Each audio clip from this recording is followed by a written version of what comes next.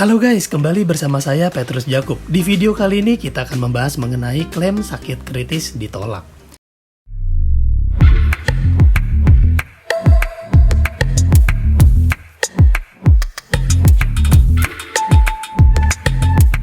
Nah, ini saya cuman share aja dari cerita sesama agen asuransi lain.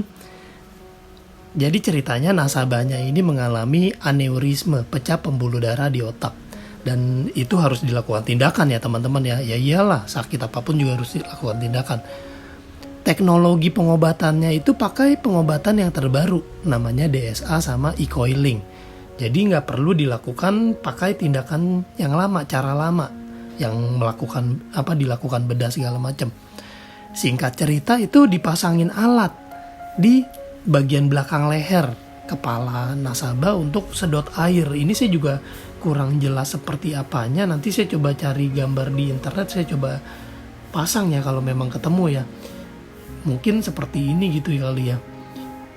Ya intinya singkat cerita itu nasabah memang benar-benar sakit teman-teman. Dan si agen sempat jenguk, sempat ketemu ngobrol-ngobrol, dan agen sendiri melihat bahwa kemampuan nasabah melakukan tindakan kegiatan motorik itu sangat terganggu. Kaki dan tangan itu sulit digerakkan. Ya teman-teman tahu sendiri ya, kalau sakitnya udah kena kepala itu pasti repot ya.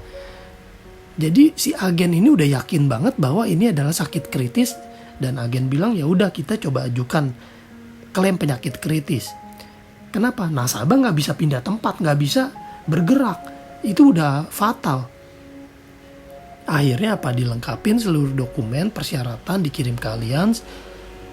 Setelah nunggu beberapa hari, Allianz kirim email kepada agen sama nasabah, lalu dibilang berdasarkan hasil medis yang diterima diambil keputusan bahwa klaim sakit kritis yang diajukan itu ditolak karena belum memenuhi syarat. Waduh, kaget gak teman-teman? Agen datang ngelihat sendiri nasabahnya udah setengah hidup, klaimnya pun ditolak. Wah, di sini kacau banget teman-teman. Kita sebagai agen malu banget gak teman-teman? Asuransi menolak klaim penyakit kritis padahal nasabah benar-benar sakit. Nah, di sini si agen mencoba memutar otak, mencari cara gimana nih caranya nih supaya klaim ini dibayarkan. Akhirnya si agen ketemu cara, si agen bilang begini, ya udah Bu, begini, kita coba ajukan upgrade polis asuransi kesehatan ibu, kita upgrade menjadi plan yang di atasnya itu, yaitu di esensial. Karena polisnya adalah HSCPX, diambil menjadi Essential X yang sampai ke luar negeri, dibilang begitu. Singkat cerita si nasabah ikut saran si agen ini. Dan setelah diajukan upgrade polisnya, ternyata Allianz bilang, mohon maaf, pengajuan upgrade ditolak karena nasabah ada penyakit. Nah, di sini kan lucu ya. Di satu sisi penyakit kritis ditolak, tapi di sisi lain mau upgrade polis ditolak. Dan akhirnya dengan surat penolakan ini dilakukan lagi banding untuk pengajuan penyakit kritis. Dengan mengatakan bahwa teknologi yang digunakan ini sudah berbeda, yaitu teknologi DSA dan e-coiling yang sudah tidak lagi melakukan pembedahan. Jadi harap dilakukan peninjauan ulang untuk pengajuan klaim asuransi penyakit kritisnya. Nah, di sini teman-teman kita bisa melihat bahwa kalau teman-teman memilih agen asuransi yang tepat, agen itu akan melakukan fight, akan berjuang untuk haknya nasabah. Di saat nasabahnya benar, agen juga merasa benar, akan dilakukan segala cara untuk memenangkan klaim yang menjadi hak nasabah. Tapi kalau kita bayangkan misalnya si nasabah terbengkalai tidak diurus oleh agen manapun, nasabah mengajukan klaim sendiri, tentunya begitu mendapat penolakan bingung harus ngapain.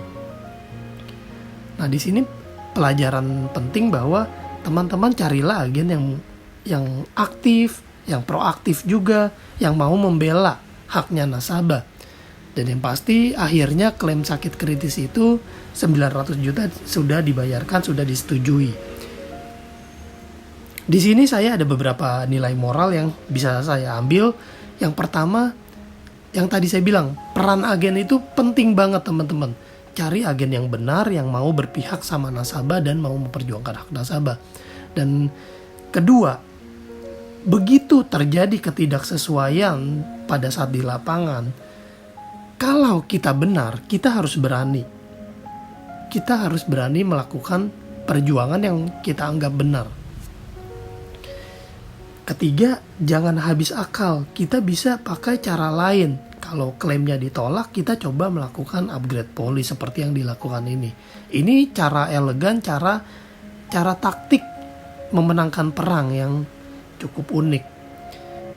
Keempat, pihak underwriting dan bagian klaim itu adalah pihak internal Allianz yang merupakan orang-orang biasa dan nggak luput dari kesalahan. Seringkali kita sebut dengan istilah human error. Jadi sebenarnya wajar-wajar aja kalau mereka melakukan kesalahan. Ditambah lagi teknologi kesehatan ini berkembang terus. Yang kelima adalah punya polis asuransi kesehatan yang lengkap. Itu sebenarnya adalah penting sekali. Lengkap dan sesuai tagihan. Itu penting banget teman-teman. Lalu yang keenam adalah punya polis asuransi penyakit kritis. Setidaknya 1 miliar. Karena kita nggak pernah tahu kapan bakal kejadian sakit berat pada diri kita atau keluarga kita. Dan dengan polis asuransi penyakit kritis ini nggak perlu waktu lama, kita udah ready. Ini pentingnya teman-teman. Jadi saya nggak pernah bakal berhenti untuk mengedukasi, mengencourage teman-teman untuk punya polis asuransi kesehatan yang sesuai tagihan sama polis asuransi penyakit kritis yang minimal 1 miliar. Teman-teman tanyakan pada kami, gimana sih caranya Pak Petrus buat punya proteksi seperti ini? Oke teman-teman, sekian video dari saya. Sampai jumpa di video lainnya. Saya Petrus Jakub. Tuhan memberkati.